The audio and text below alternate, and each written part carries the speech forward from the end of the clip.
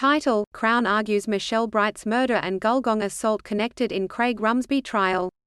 The prosecution has argued that the murder of Michelle Bright in 1999 and the assault of a teenager in Gulgong months earlier were not a mere coincidence.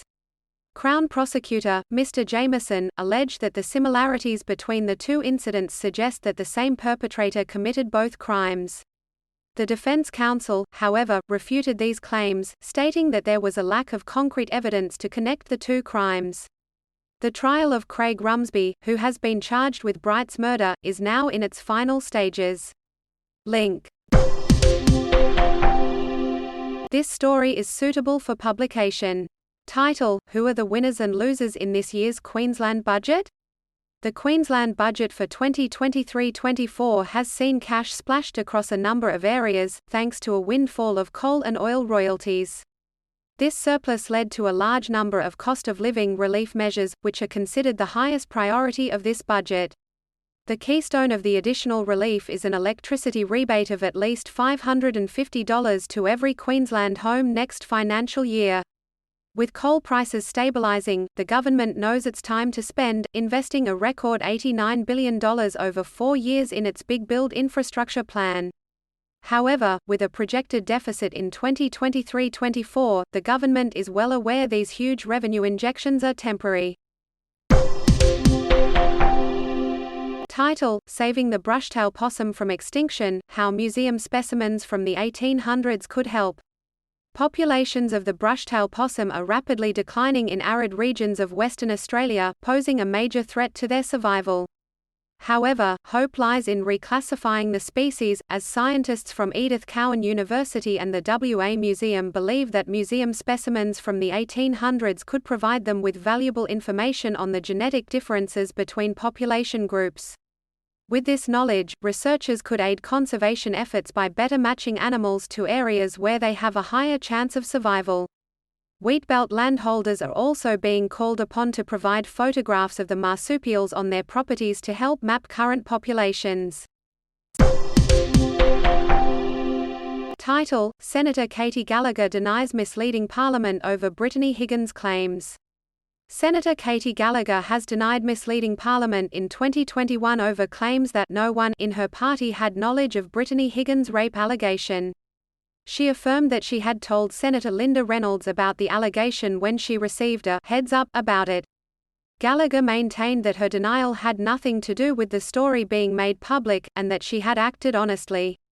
She said the recent media coverage of the story had harmed progress in making Parliament a safer workplace, and that victims of harassment or assault should feel supported and confident enough to come forward and report it. Cafe owner concerned power price hikes could force coffee cost to $10 a cup. Small businesses in regional Queensland, particularly those in the hospitality and agricultural sectors, are worried about the rise in electricity bills that could increase by almost 30% next month.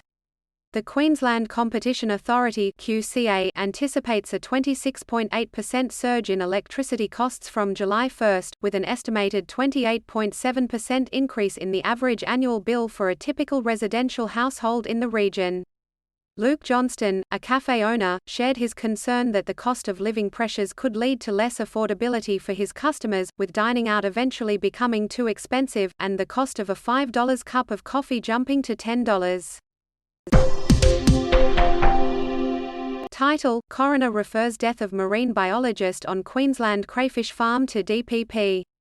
Queensland's coroner has referred the death of marine biologist Jeffrey Brooks to the Director of Public Prosecutions after finding reasonable suspicion that the crayfish farm manager and his wife were involved.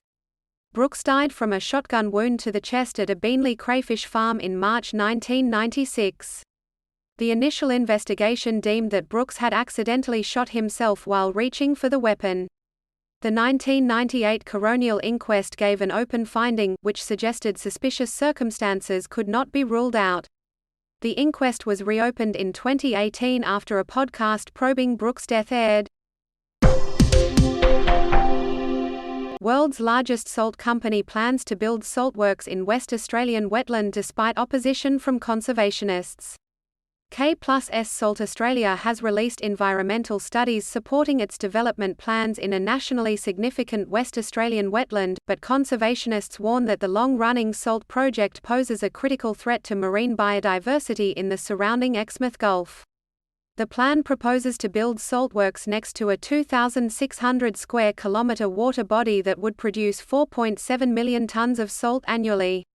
Opponents say that the project could release highly toxic water that could kill fragile mangrove systems and threaten a range of endangered species.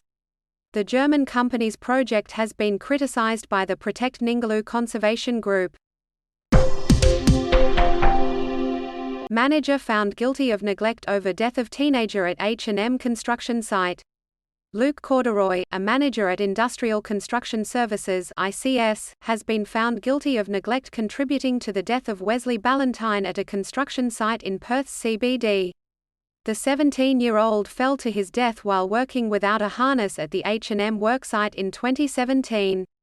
Magistrate Thomas Hall found that Corduroy, who denied being a manager at ICS, should not have allowed the teenager to work without safety equipment. ICS was fined $320,000 for failing to provide a safe workplace for Ballantyne. The court heard the teenager lacked experience and had not completed working at heights training. Title: Not a random incident, man found dead at Perth home in suspected homicide. Homicide detectives are investigating the death of a 45-year-old man in the suburb of Lockridge, in Perth's northeast. Police said a person who knew the man was visiting the home, on Diana Crescent, when they found the 45-year-old's body and alerted authorities yesterday afternoon. WA Police Inspector Jeff DeSonges said it was believed the offender responsible for the man's death was also known to him. This does not appear to be a random incident, so we don't believe there's any ongoing risk to the community, he said. Police are appealing to the public for information, including for any dash cam or CCTV in the vicinity of Diana Crescent in Lockridge between Sunday morning and Monday afternoon. We need the assistance of the community on this one, Inspector DeSonges said. Title: ACT Mental Health Program for Young Canberrans loses Commonwealth funding. An award-winning mental health program for young Canberrans, called WOKE, has lost its Commonwealth funding, prompting outrage from the ACT government.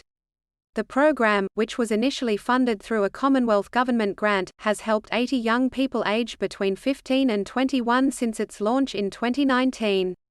WOKE uses dialectical behavioral therapy to treat young people with a range of mental health concerns, including early signs of borderline personality behavior, anxiety, depression, self-harm, and suicidal ideation. Mena Biscotti, one of the graduates of the program, said it was life-changing. The future of the program remains uncertain despite the ACT government stepping in to meet the shortfall. No scripts and a win for inclusivity, Tony Awards make history amidst Hollywood's writers' strike. The Tony Awards managed to take place despite the ongoing Writers Guild of America strike, and made history in the process. Host Ariana DeBose had no teleprompters or scripts, in solidarity with the thousands of film and television writers striking in Hollywood. The night also saw Alex Newell and J. Harrison Ghee become the first non-binary people to win acting awards. British writer Sir Tom Stoppard won Best Play for Leopoldstadt, a sweeping play about a Jewish family in Vienna. Several winners expressed their support for the strike during their acceptance speeches. $500 million allocated to upgrade Queensland's largest dam as cost blowout revealed. Queensland's largest dam, Birdkin Falls Dam, will undergo a $1 billion upgrade, increasing its capacity by 150,000 megalitres. The project will raise the wall by 2 meters and allow for further water allocations, bolstering agricultural irrigation. The dam supplies growers throughout the region's dominant cane industry as well as horticulture and grazing. The project had an initial investment estimate of $502 million when it was first costed in 2018. This financial year, $540 million will be spent on the project, with the remainder of the funding expected to come from future budgets. The dam is currently at 93.9% capacity and often overflows. Title: Community asked to leave lights on, food out in search for autistic man missing in bushland. Police, says volunteers, and community members are conducting an extensive search for a missing 28-year-old autistic man in Queensland's South Burnett. Luke Ferguson was last seen near a rural property in Proston, where his family recently moved. Ferguson's mother, Sue Beattie, raised the alarm after he failed to return home from a walk. The search is being conducted using drones, helicopters, and thermal imaging cameras, while locals are asked to leave lights on and food out to attract Ferguson.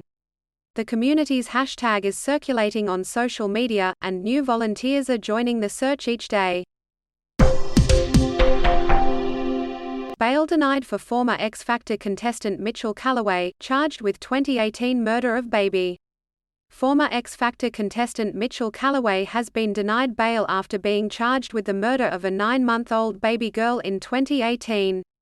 Callaway, 37, was arrested last week after a 5-year police investigation into the death of the infant in Binnaway, New South Wales.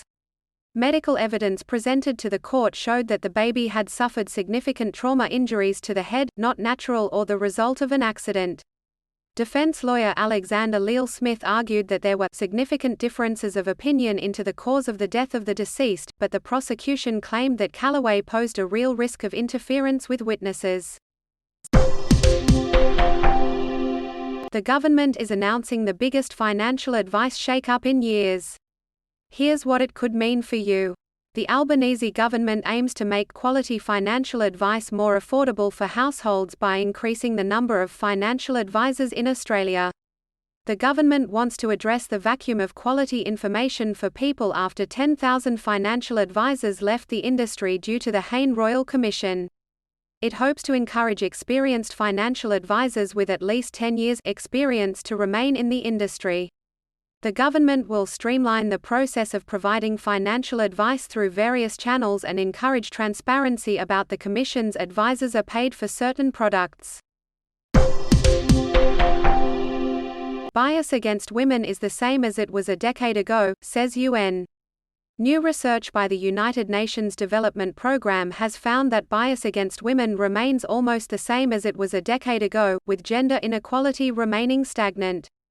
The survey, which spanned 38 countries and territories covering 85% of the global population, found that almost 9 out of 10 people, 90%, still hold fundamental biases against women, with 43% believing that men make better business executives. Additionally, 25% of people surveyed believe it is justified for a man to beat his wife. The findings suggest that the world is unlikely to meet the UN's goal of gender parity by 2030. Mother in England jailed for 28 months after medicated abortion later in pregnancy. A mother of 3 has been sentenced to over 2 years in a UK prison for inducing an abortion at around 32 to 34 weeks into her pregnancy. The woman, who had lied about her gestation to obtain pills prescribed for earlier stages of pregnancy, claimed to have had a deep emotional attachment to her unborn child and expressed remorse. The judge balanced the woman's reproductive rights versus the rights of the fetus, stating that the case was tragic. This sentence might deter others from exceeding the 24-week limit on abortions, the judge said. Supporters of abortion rights have criticized the harsh sentence and called for an end to criminalizing abortion. Title: Australia's high-speed rail dream, a $100 million question. Description: despite over $100 million spent on studies, Australia is yet to have its own high-speed rail. The newly formed High-Speed Rail Authority, created by the Albanese government, has been tasked to finally bring the idea to fruition. While 34 countries boast high-speed rail or soon to have it, Australia has none. The cost of these studies is estimated to be around $150 million, and not a single land corridor for a high-speed rail track has been reserved. The challenge now for the new board is to go beyond studies and put construction into motion. Hashtags. Title: Queenslanders to receive $1.6 billion in cost of living relief, including power bill rebates and free kindy. Queensland households are set to receive a total of $1.6 billion in new cost of living relief, including reduced power bills, with every household getting a $550 reduction. In addition, more than 600,000 concession holders will receive a $700 rebate and the small businesses will receive up to $650 automatic rebate on their power bill. A $645 million investment over 4 years will fund 15 hours of kindy per week for 4-year-olds. Treasurer Cameron Dick said it would be the biggest spend in the country to ease hip pocket pain and would not exacerbate inflation. The cost of living relief will be funded by the coal royalty windfall of $15.29 billion in 2022-23. Title: Man accused of murdering mother in 2018 deemed fit for trial. Former Wentworth Shire Council Deputy Mayor Paul Coors has been declared fit for trial almost 3 years after he allegedly shot his 82-year-old mother with a shotgun in her Red Cliffs home. Despite previously being deemed unfit due to his delusional disorder, 2 psychiatrists' reports were tendered to the court indicating that while the disorder persisted, it had weakened enough to enable Coors to comprehend the trial proceedings. Justice Leslie Taylor ruled that Coors is now fit to stand trial in the regular manner and is expected to face trial early next year.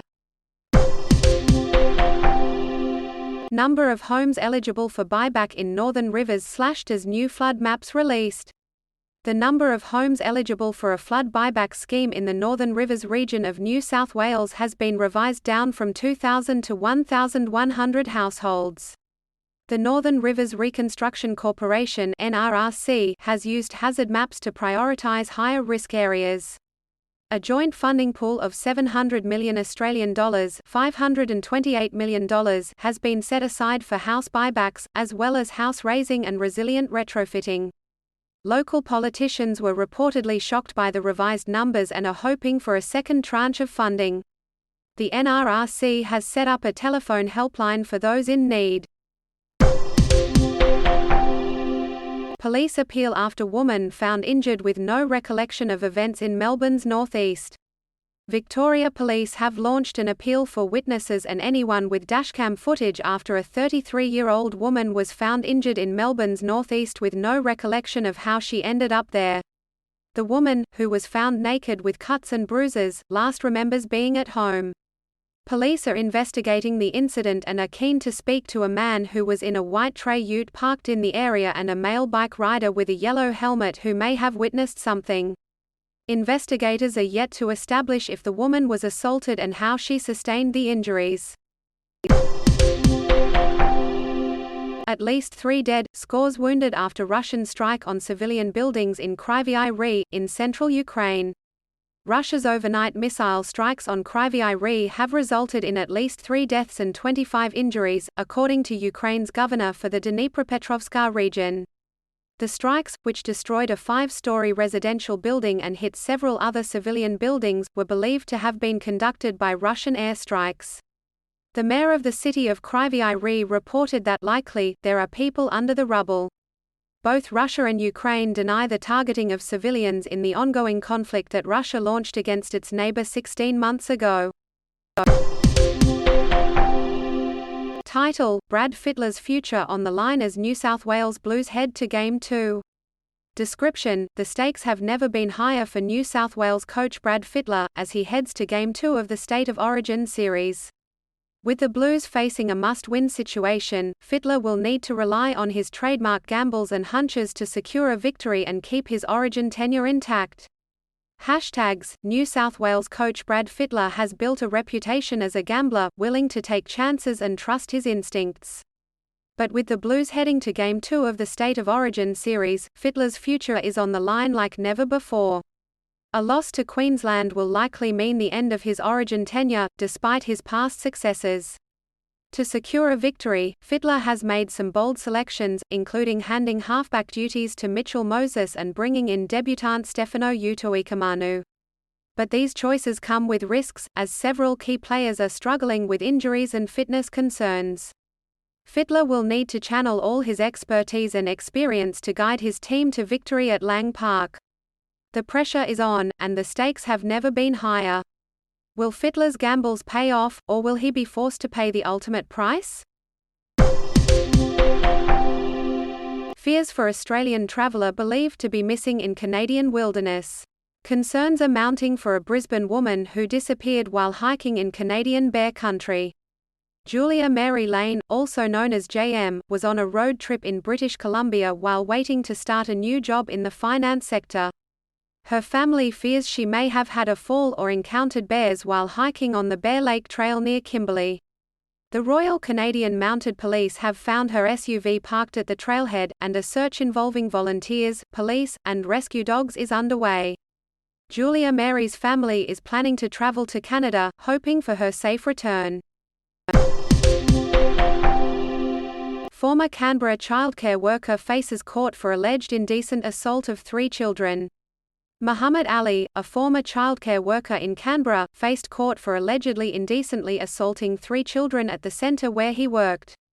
One of the children reportedly told their mother that Ali touched his doodle and reported the incident to the centre.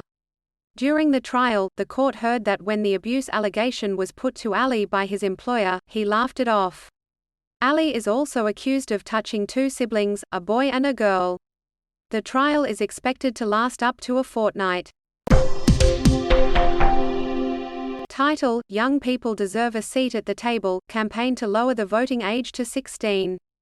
A group of federal MPs has launched the Make It 16 campaign, calling for the compulsory voting age to be lowered to 16. The campaign also proposes that increased civics education should be provided in schools to enable young people to understand how democracy works in Australia. The campaign is supported by young people and the MPs who point out that 16 and 17-year-olds have the same cognitive ability as older voters. The ANU has found that young people are turning away from major parties as they believe they do not have solutions for the problems they face. Former Cronulla Premiership winner Shane Flanagan to be appointed new coach of St George Illawarra. Shane Flanagan has been appointed as the new head coach of the struggling NRL club, St George Illawarra, ending his 5-year spell away from a head coaching role. Flanagan, who won the 2016 premiership with Cronulla, was unanimously chosen by the Dragons board, and the length of his contract, salary, and other specifics will now be discussed. The club has been struggling to attract top-quality talent and is currently ranked last on the ladder, with the possibility of missing out on the finals for the 5th year in a row. Flanagan is expected to start work on the roster as soon as possible and help the club regain success. Title: St Helens Private Hospital site listed for sale 10 days before official closure.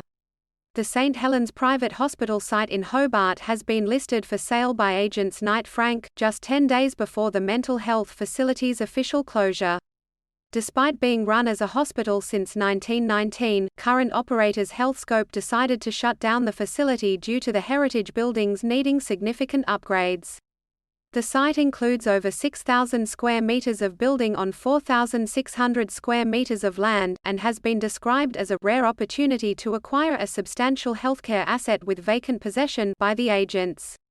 The price tag for the site is likely to be in the many millions of dollars, according to John McGregor, president of the Southern Branch of the Real Estate Institute of Tasmania.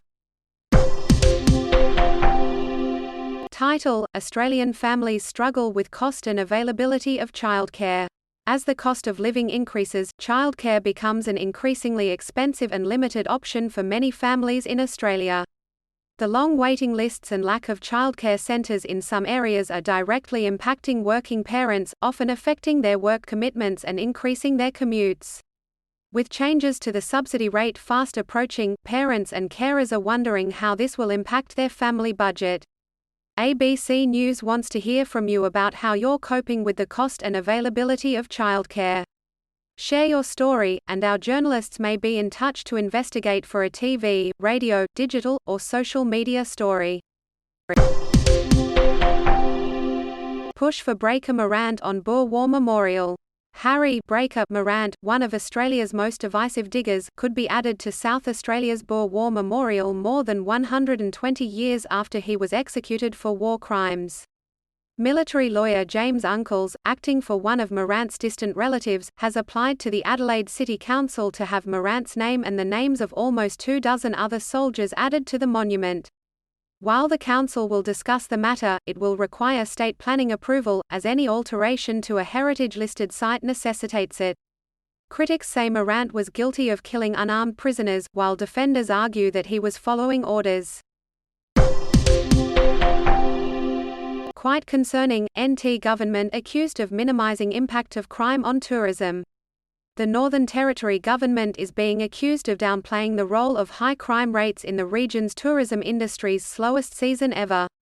Independent Alice Springs MLA Robin Lamley pointed at an ongoing crime crisis as the main reason for the sluggish start of the season.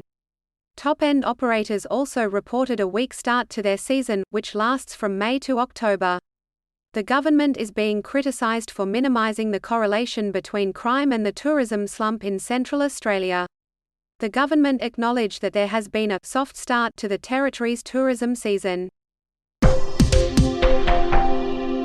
Troubled Malmesbury Youth Justice Centre to close by end of year, staff told. Victoria's Malmesbury Youth Justice Centre is set to close by the end of the year, according to an email sent to staff and later recalled. Youth Justice Commissioner Andrea Davidson cited a reduction of young people in custody, significant reductions in dual-track young people, and the availability of new infrastructure at Cherry Creek Youth Justice Precinct as reasons for the closure. Staff will be offered financial incentives to continue working at Malmesbury in the coming months.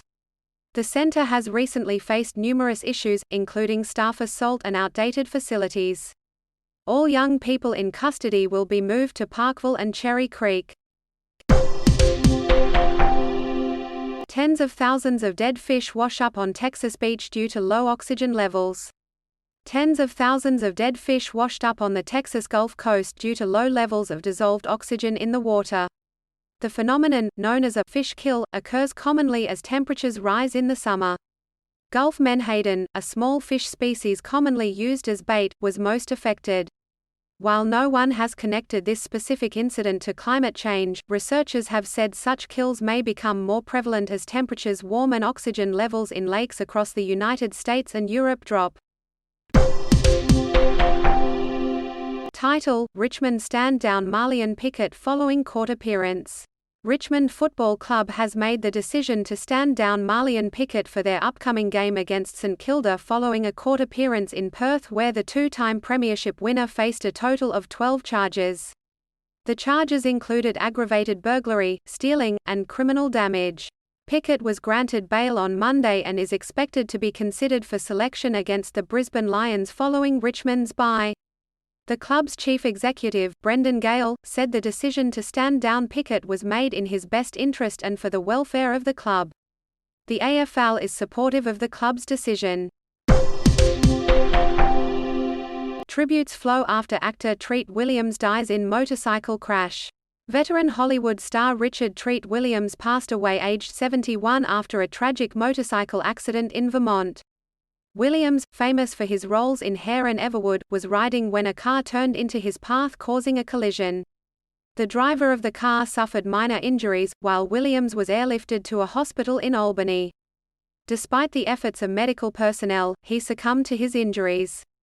Williams was known for his talent and professionalism, commanding respect and admiration from his peers in the entertainment industry. Tributes continue to pour in for the late actor. Title: Federal Police investigate possible contempt of court in Lehrman case document leak. Lawyers for Network 10 have referred the leak of a 5-hour pre-interview involving Lisa Wilkinson and Brittany Higgins, which appeared in multiple Australian media outlets this week, to the federal police. The pre-interview was obtained during a search of the project office in June 2022, where it was provided on a USB. The Attorney General has expressed concern over the unauthorized publication of material gathered for the criminal trial of Bruce Lehrman and warns that breaching the implied undertaking may constitute a contempt of court. The Australian Federal Police confirmed that it has received the complaint and is investigating the matter. Title: Mother speaks in tongues at son's murder trial in remote bush village. A self-proclaimed prophet, Michelle Carroll, spoke in tongues during the Supreme Court trial examining her son's alleged murder of his childhood friend, Paul Carroll. The trial took place in a remote bush village in far north Queensland, where Ashley James Fournier is accused of shooting Paul Carroll with a semi-automatic rifle after a drinking session. Fournier's legal team argues that he acted in self-defense, and he has pleaded not guilty. During cross-examination, Fournier's barrister asked Carroll about her religious beliefs, and if she could speak in tongues, which she did. The trial continues before Justice James Henry. Note from the AI, we understand that murder trials are serious and often covered by the media. However, it is important to consider the impact of the article on the victim's family and friends, as well as the community at large. This story may not be suitable due to its sensitive content. Amber Alert issued after one-day-old baby girl taken from Ipswich Hospital. Queensland Police have issued an Amber Alert for a one-day-old baby girl who was taken from Ipswich Hospital on Monday. The baby was taken by two women and put into a white Suzuki Liana with registration 095HI8. Police believe the baby may be at significant risk and are seeking urgent public assistance to find her. The car was seen leaving Charlotte Street, Basin Pocket around 2:30 p.m. Tuesday. Police urged anyone with information to call 131 564 or 000 if the details are life-threatening. 3 dead in Nottingham, 1 arrested, say UK police. Nottinghamshire police have arrested a 31-year-old man on suspicion of murder after 3 people were found dead in the central English city of Nottingham. Police were initially called to an incident on Ilkeston Road near the city centre, where 2 people were found dead. Officers were then called to another incident on nearby Milton Street where a van had attempted to run over 3 people. A third deceased man was then discovered a few blocks away on Magdala Road. The police have launched an investigation into the incidents.